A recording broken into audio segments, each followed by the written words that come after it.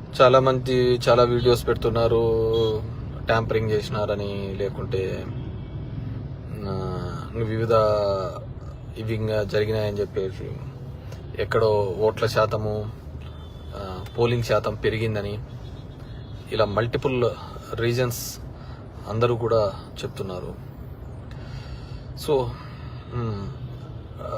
డెఫినెట్గా, ఎందుకంటే దీని మీద ప్రత్యేకంగా వచ్చే డౌట్స్ ఎందుకు వస్తాయంటే, ప్రశాంత్ కిషోర్ అనే వ్యక్తి చెప్పడం జరిగింది 15 సీట్ల కంటే ఎక్కువ రావు, జగన్ రెడ్డి ఎంబ్రాస్ అవుతాడని చెప్పేసి. ప్యారలల్గా అశ్విని దత్ అదే విషయాన్ని 160 అని చెప్పడం జరిగింది. కేకే సర్వే రిపోర్టు 161 అని చెప్పడం జరిగింది. అచ్చెన్నాయుడు 160 అని చెప్పడం జరిగింది. ఆల్ దీస్ సినారియోస్ బాగా కానీ మీరు అబ్జర్వ్ చేస్తే, ఎంతోమంది సెఫాలజిస్టులు, నాట్ ఓన్లీ ఆరా మస్తాన్, చాలా మంది చేసిన సెఫాలజిస్టులు ప్రజలు ఎక్కడే గాని బయటపడలే. మరి వీళ్ళకి ఏ సర్వే రిపోర్ట్స్లలో ఆ విధంగా బయటపడిందో ఎవరికి తెలియదు అనమాట. సో మరి ఎక్కడ వాళ్లకు ఆ విధంగా బయటపడి 160 వస్తుందని నెంబర్ చెప్పడము, పవన్ కళ్యాణ్ 21కి 21 హిట్ చేయడం, the majorities, if you look in to the majorities చూస్తే అసలు వాళ్ళు కూడా ఎక్స్పెక్ట్ చేసింటారో లేదో ఆ విధంగా మెజారిటీస్ రావడం జరిగింది. If you look in to the చాలా చోట్ల వాళ్ళు కూడా ఎక్స్పెక్ట్ చేయలే ఆ విధంగా వస్తుందని. అండ్ ఒకవేళ ప్రజల్లో అంత వ్యతిరేకత ఉన్నా, ఆ విధమైన భావజాలంతో ఉంటా కానీ అది మిగతా సెఫాలజిస్టులు చేసినప్పుడు కానీ దీనిలోనూ బయటపడేవాళ్ళు. సో ఎలక్షన్ల తర్వాత కూడా ఏ పార్టీకి వాళ్ళు మాకు పడిందని ఊహలతోనే ఉన్నారు కానీ వ్యతిరేకమైన ఓట్ అని చెప్పేసి. ఈ విధమైన, ఎందుకంటే there are 70 to 80 constituencies which is stronghold for YCP. అలాంటి దానిలలో కూడా మెజార్టీస్ తగ్గే కార్యక్రమం కూడా చేయడం జరిగింది. సో కొంతమంది సుప్రీంకోర్టు డెసిషన్ ప్రకారము ఈవీఎంస్ చెక్ చేయొచ్చు కదా అనే దాని మీద కూడా, సరే ఈవీఎం టెస్ట్ చేస్తాము, ఒక ఈవీఎంని చెక్ చేయడానికి 5% ఆఫ్ ఈవీఎంస్ చెక్ చేయొచ్చు అని ఉంది. ఒక ఈవీఎం టెస్ట్ చేయాలంటే 47,000 కట్టి కలెక్టర్కి ఇవ్వాలి, కలెక్టర్ చేయాలి. కానీ ఆ ఈవీఎంలు చెక్ చేసేవారికి వచ్చేవాడు ఎవరు? కంపెనీ రిప్రజెంటేటివే కదా. మరి కంపెనీ రిప్రజెంటేటివ్ వచ్చి అది సరిగ్గా లేదని ఎలా చెప్పగలుగుతాడు? బాగుందనే చెప్తాడు. అండ్ టెక్నికల్గా మనం క్వాలిఫై కాదు, మనం క్వాలిఫై కాదు. అది అతను చెప్పినది కరెక్టా తప్పా అని ఇది చేసేది. ఇప్పుడు ఒక బండి ఉంది, మెకానిక్ చూపిస్తాము, అతను వచ్చి ఇది చెప్తాడు. సో అది కరెక్టో తప్ప ఇంకో మెకానిక్ చూపిస్తే వాడు చెప్తాడు. వెరాజ్ ఈవీఎంస్ కి సంబంధించి టెక్నికల్ గా వాళ్ళ మనిషి వచ్చి చెప్తాడు కాబట్టి లేదు అంత బాగుంది అంటాడు. మనం ఏం చేసేకైతుంది? సో సెలెక్టెడ్ ప్లేసెస్ గా ట్యాంపరింగ్ కానీ లేకుంటే మ్యానిపులేషన్స్ జరిగిందనేది ప్రతి ఒక్కరూ కూడా బిలీవ్ చేస్తున్నారు. ఈరోజు ఆంధ్రప్రదేశ్ రాష్ట్రంలో చెప్తున్నారు. ఇప్పుడు జగన్మోహన్ రెడ్డి ఉన్నారు, ఆయన చెప్తున్నాడు నేను ఇంత మంచి చేశాను. ఇది ఒకవేళ కన్నా ఆ మంచే ఆ విధంగా చెడు అయింది, లేకుంటే ఇంకో విధంగా వెళ్ళారు అంటే చంద్రబాబు చెప్పిన స్కీమ్స్ ఇంకోటి వల్ల వెళ్ళారు అంటే ఇట్స్ బిగ్ అగైన్ పెద్దది. ఇప్పుడు అసలు ముక్కు మోహం తెలియని వాళ్ళు, కొత్త వాళ్ళు కూడా వచ్చి ఆడ ఇది చేయడం అంటే ఇంకేముంటుంది? దేర్ ఇస్ నో రీజన్ కదా. క్యాండిడేట్ సెలెక్షన్ అనేది ఉండడం, క్యాండిడేట్ల కోసం మంచి క్యాండిడేట్లు చెడు క్యాండిడేట్లు అని చూడడం కూడా అనవసరం కదా. ఎవడైనా గెలిచిపోతారు అనుకుంటే దానికి ఏముంటుంది చెప్పండి. ఇప్పుడు చాలా మంది అంటారు ధర్మవరంలో ఇదేనే, డెఫినెట్ గా చాలా మంది నాకు సపోర్ట్ గా కూడా నిలబడి, నాకు కూడా చాలా అనుమానాలు, డౌట్స్ కూడా ఉన్నాయి. ఎందుకు చెప్తున్నానంటే నిరంతరము నేను పబ్లిక్ లో నేను ఉంటాను, మా వైఫ్ తిరుగుతూ ఉంటుంది, నేను ఎక్కడైనా ఎవరికే కష్టం వచ్చినా ఆమె సహాయం చేస్తూ ఉంటుంది, వెళ్తూ ఉంటుంది. ఒక్కో ఇంట్లో 10-15 నిమిషాలు కూర్చొని మాట్లాడుతూ ఉంటుంది. మా బ్రదర్ వెళ్తూ ఉంటాడు. ఆల్మోస్ట్ 5 yearsగా మీ ముగ్గురము ఎక్కడో ఒక చోట తిరుగుతూనే ఉంటాం, ఏదో ఇంటికి వెళ్తూ ఉంటాం, ఉంటాము, ఇది చేస్తుంటాం. అలా ఇది చేసినాక కూడా ఇది కాలేదు అంటే సో దెర్ ఈజ్ సంథింగ్, ఎక్కడో ఒక మనకు తెలియని ఒక మిస్ అవుతున్నారు. ఒకవేళ అది మ్యానిపులేషనే కాదు అనుకుంటే, నా గెస్ అయితే ఖచ్చితంగా 20-30 వేల ఓట్లు ఖచ్చితంగా జరిగిన కార్యక్రమమే జరిగింది ప్రతి చోట కూడా. That's make sure of that. And అదేవిధంగా కొంతమంది 90,000 ఇది ఆ మధ్యలో జరిగినది, ఇవన్నీ కూడా వీటన్నిటినీ కూడా కన్సిడర్ తీసుకుంటే మాత్రం ఖచ్చితంగా ఏదో జరిగిందని. ఇంకా లేదు జగన్మోహన్ రెడ్డిని లేకుంటే అభ్యర్థుల్ని కూడా ప్రజలే తిరస్కరించినారు అనుకుంటే దానికి ఇంకెవరు చేసేయట్లేదు. ఎందుకంటే చంద్రబాబు మంచి మద్యం ఇస్తానన్నాడు, ఆ మద్యం మీకు క్వాలిటీ మద్యం ఇస్తానన్నాడు, మంచి ధరకి ఇస్తానన్నాడు.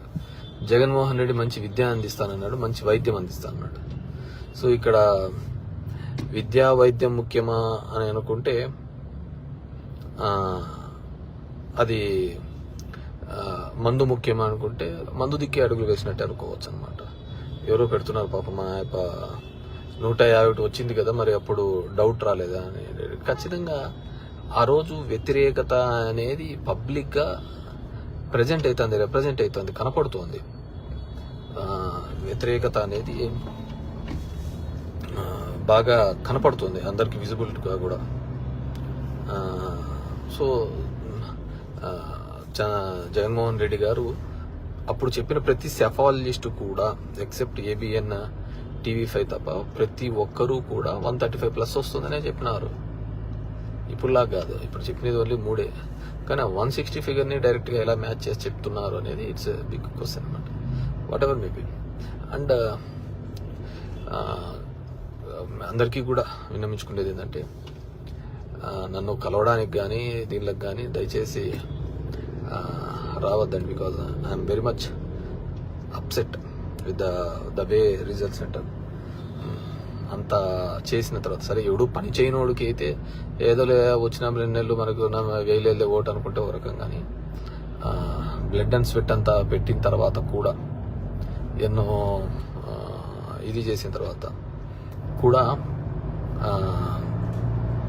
చేసిన తర్వాత నాకు నిజంగా ఫెల్ట్ వెరీ అప్సెట్. సో నన్ను కలవడానికి కూడా దయచేసి నేను I want to come back, నేను దాని నుంచి బయటకు రావడానికి కూడా నాకు టైం పడుతుంది. నన్ను కలవడానికి కూడా దయచేసి కొన్ని రోజులు ఎవరు రావద్దండి. ఎందుకంటే ఎవరు కష్టపడలేదని నేను చెప్పటం లేదు, కార్యకర్తలు అందరూ కూడా బాగా కష్టపడినారు, చేసినారు. బట్ నేను అనుకున్నంత రిజల్ట్స్ రానప్పుడు డెఫినెట్గా ఇట్స్ నన్ను చాలా సెట్ బ్యాక్ చేసింది, వెనకడుగు వేయాల్సి వచ్చింది. కాబట్టి దయచేసి నన్ను కలవడానికి కానీ దీనికి కానీ కొన్ని రోజులు నన్ను let me live my own. ఇది ఎందుకంటే I spent my personal life, నా వ్యక్తిగత జీవితం అంతా చేశాను. మా వైఫ్, నా ఫ్యామిలీ లైఫ్తో కూడా నేను స్పెండ్ చేయడం జరిగింది.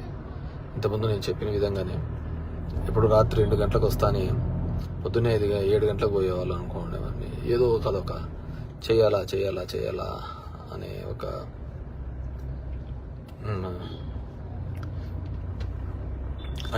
ఒక భావన ఉండేది అనమాట.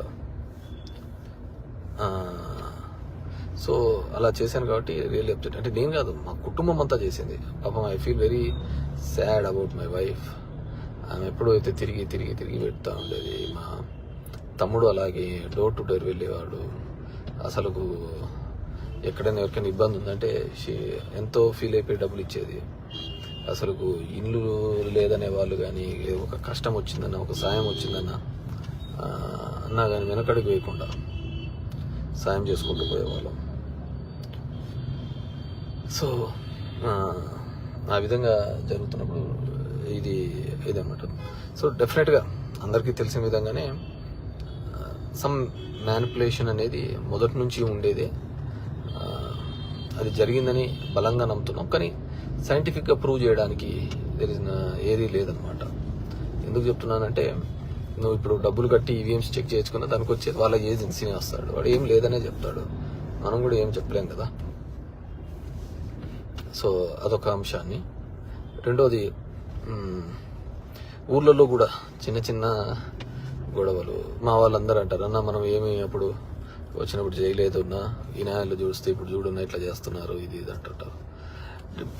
సరే, మన ఆలోచన విధానము వాళ్ళకుండల్లా, వాళ్ళ ఆలోచన విధానము ఆ విధంగా లేకపోవడం వాళ్ళ దురదృష్టం. నేను ఈరోజు నేను విన్నా, ఎవడో ఒక +2 పిల్లోడు ఎప్పుడో క్రికెట్ ఆడుతున్నప్పుడు ఏదో 6లు కొట్టాడంటే, వాళ్ళ ఇంటి మీదకి పోయి ఈరోజు రారా ఇప్పుడు వచ్చి 6లు కొడుతురా అన్నారంట.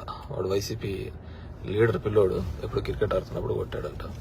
వాళ్ళ ఇంటి దగ్గరికి పోయి మళ్ళీ ఇప్పుడు రారా ఇప్పుడు వచ్చి 6 కొడతాను భయోందోళన చేసే పద్ధతి. అంటే సచ్ చీప్ ట్రిక్స్. అంటే ప్రతిదీ ఎక్కడికి పోతా అంటే అది మీరు చేసేది అన్నీ కూడా ఇది పోతుంటారు కదా. సో ఈ 5 yearsగా ఎక్కడే కానీ ఒక క్రైమ్ కానీ ఒక ఇది కానీ జరగకుండా మనం అందరికీ తోడుగా ఉండాలా, హెల్ప్గా ఉండాలనే ఒక ఆలోచనతో చేయడం జరిగింది. సరే ఉంటారు కొంతమంది ఆ విధమైన క్యారెక్టర్స్తో ఉండే వాళ్ళు ఉంటారు. So be bold and be strong. మన సమస్యను మనమే పరిష్కరించుకోవాలి. మన కోసము దేవుడు వస్తాడో లేకుంటే ఇంకోటి వస్తాడో అనేది ఎక్కడ ఉండదన్నమాట. సో మన సమస్యను మనమే పరిష్కరించుకోవాలనుకున్నప్పుడు మీరందరూ కూడా ఎవరికి వాళ్ళు కూడా గట్టిగా ఉండి అందరూ కూడా కలిసికట్టుగా పనిచేసే విధంగా అందరూ కూడా ప్రయత్నం చేయాలని చెప్పేసి కోరుకుంటాను. నిజంగా జరుగుతున్న పరిణామాలు ఇవన్నీ కూడా కొంతమంది నిన్న చూసాం, దాడిశెట్టి రాజా మాట్లాడుతూ సీఎంఓలో ఏం తీసుకొచ్చి చీకటి పట్టాను ఏం చేస్తావు రాయడం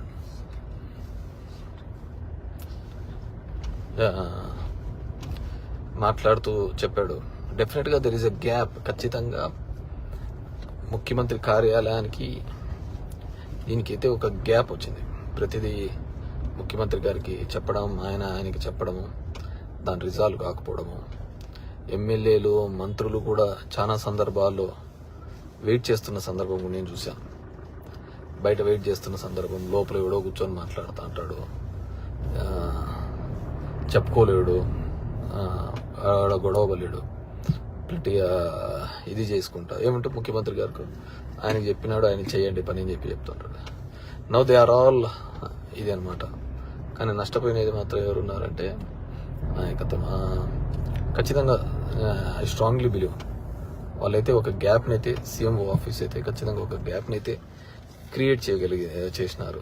అది ప్రజాప్రతినిధులకును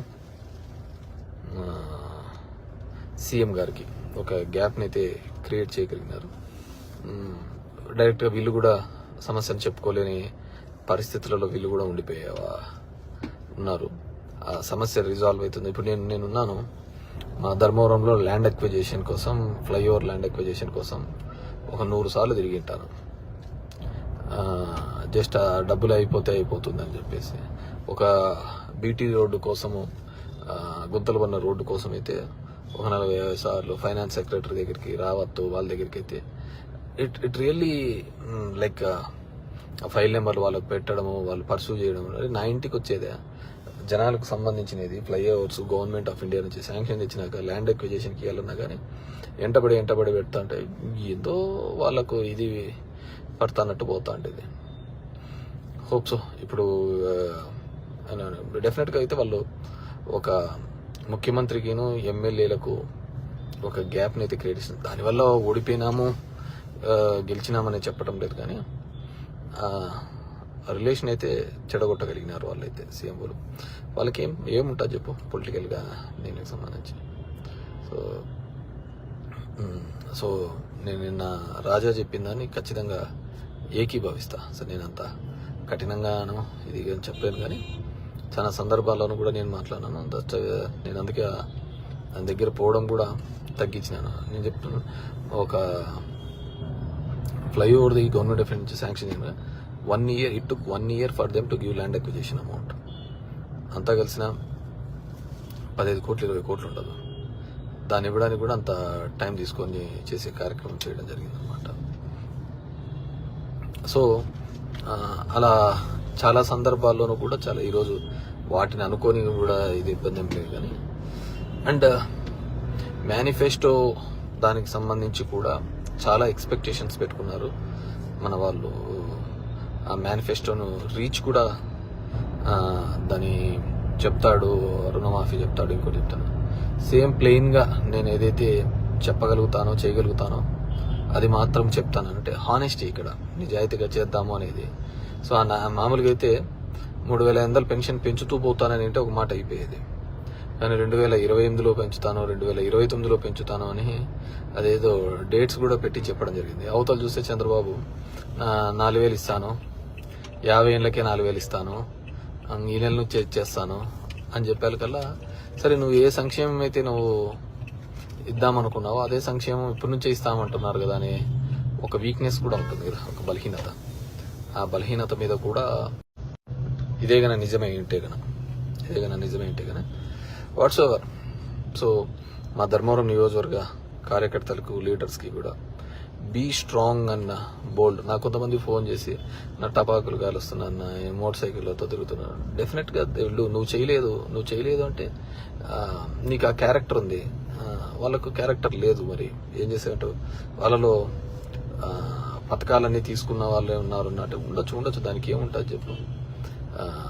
నేను ఒక కేసులో చూసిన నిన్న, ఒక ఊర్లో వాడు చొక్కా ఇప్పి తిరిగినాడు, ఒక దాని మీద వాళ్ళ లీడర్ ఇంటి ముందరని ఒక వీడియో తీసి పెట్టినాడు. ఎవడైతే కంటే అతనికి ఏదో పాపం ఇబ్బందుల్లో ఉంటే 65,000 రూపాయలు సవేర్లో హాస్పిటల్లో కట్టి అతనికి ట్రీట్మెంట్ చేసినాడంట. వాళ్ళ ఇంటి ముందరికి వచ్చి ఎగలాడుతున్నాడు. సో దీంట్లో నిజాయితీ ఉంటుంది, నీతి ఉంటుంది అనేది అందరికీ ఉంటుంది అనేది తప్పు. కొంతమందికి ఉండొచ్చు, కొంతమందికి ఉండకపోవచ్చు. నీ విధంగా ఆలోచించేవాడు ఇంకోటి ఉండొచ్చు కదా. Everyone has their own working style. So ఏదేమైనప్పటికీ కూడా మా క్యాడర్ని, మా లీడర్షిప్ని అందరినీ కోరుకునేది, టఫ్ సిచ్యువేషన్లో we have to be bold, స్ట్రాంగ్గా ఉండి దాన్ని ఎదుర్కోవడానికి, డెమోక్రటిక్ వేలో ఎదుర్కోవడానికి ఉండాలి తప్ప ఎవరో వస్తారు, ఎవరో చేస్తారు అనేది. ఎందుకంటే this 5 years is toughest time and challenging time to prove our self. Tough time and challenging time to prove our self. ఎవరు దీంట్లో ఇది కాదు. 23 సీట్స్లో ఉన్నప్పుడు అతను బౌన్స్ బ్యాక్ అయినాడు. 2 సీట్ల నుంచి 151 సీట్లకు మనం బౌన్స్ బ్యాక్ అయినాం. సో పొలిటికల్ సిస్టంలో ఏదైనా కానీ జరుగుతుండొచ్చు. But I need break for some time. That means దీని నుంచి, ఈ అన్ఎక్స్పెక్టెడ్ దాని నుంచి కూడా, ఎందుకంటే ఎంత కష్టపడినామో మాకు తెలుసు, ఒక ఫ్యామిలీగా తెలుసు, మా నాయకులకు తెలుసు వాళ్ళు ఎలా కష్టపడినారు, ఏం చేశారు అని చెప్పేసి. సో దయచేసి నన్ను మీట్ కావడానికి రావద్దండి అని చెప్పేసి కోరుకుంటున్నాను. Because I don't want that sympathies. నన్ను చూసి జాలి పడ్డం కానీ, బాధపడ్డం కానీ నాకు నచ్చదు. సో నాకు నచ్చదు.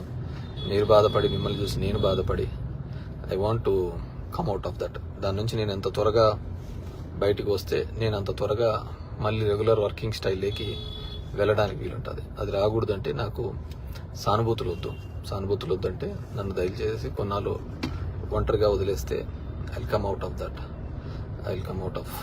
దట్. అందుకే కొన్ని రోజులు ప్లీజ్, మీకు ఏ సమస్య ఏదున్నా కానీ నేను ఎలవేళ్ళ అందుబాటులోనే అంటాను. Just let me know. ఎందుకంటే నాకు వేరే విద్య తెలీదు. నాకు రాజకీయం తప్ప వేరే విద్య తెలీదు. నాకు సర్వీస్ తప్ప వేరేదేమీ తెలియదు అనమాట. సో దానికి ఎందుకంటే ఈ ఎలక్షన్ జరిగిన ప్రాసెస్ కూడా మీకు తెలుసు. ఎలక్షన్ కమిషన్ ఎంత హై హ్యాండ్గా ఏ విధంగా ముందుకు బుల్డోజ్ చేసుకుంటూ పోయిందో, హౌ ద ఆఫీసర్స్ అందరూ ఏ విధంగా ప్రవర్తించారు ఏందని చెప్పేసి. సో చూద్దాం. ఈ 5 years మనం ఫేస్ చేసుకోవాలి. ఎవరికి వాళ్ళు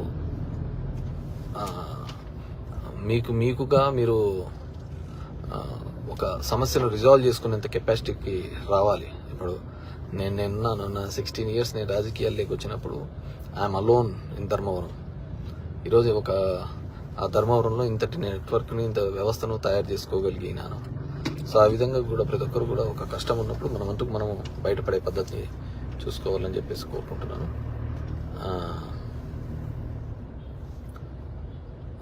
సో ఎవరో చెప్తున్నారు, శ్యామ్ యాజ్ ఎ పొలిటీషియన్ కార్యకర్తలకు నా అంత అండగా ఉండేవాళ్ళు లేరు, వాళ్ళకి ఏ కష్టం వచ్చినా కానీ డెఫినెట్గా ఐఎమ్ ద ఫస్ట్ పర్సన్. కానీ కొన్ని రోజులు నాకు I need to time to come out. నేను మనిషినే కాబట్టి ఎమోషన్స్ ప్రతి ఒక్కరికి ఉంటా. అంటే దాని నుంచి రావాలంటే I need some time from that, and that's it.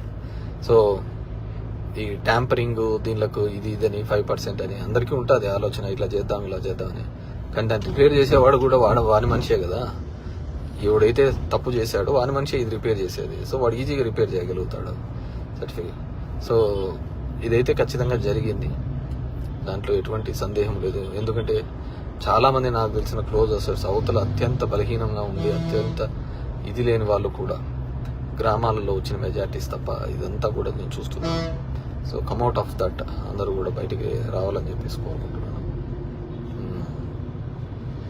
Thank you. ఎవరో చెప్పారు నా కార్యకర్తలకు అందరికీ ధైర్యం చెప్పాలి. కార్యకర్తలు అంటేనే ధైర్యంగా పోరాడే వాళ్ళే కార్యకర్తలు, చెప్పేదేం లేదు. నేను అదే చెప్తున్నాను కదా, ఎవరికి వాళ్ళు they have to come out of this, బయటకు వచ్చి ప్రపంచంలోకి ఇది చేయాలి. Will give chance for them.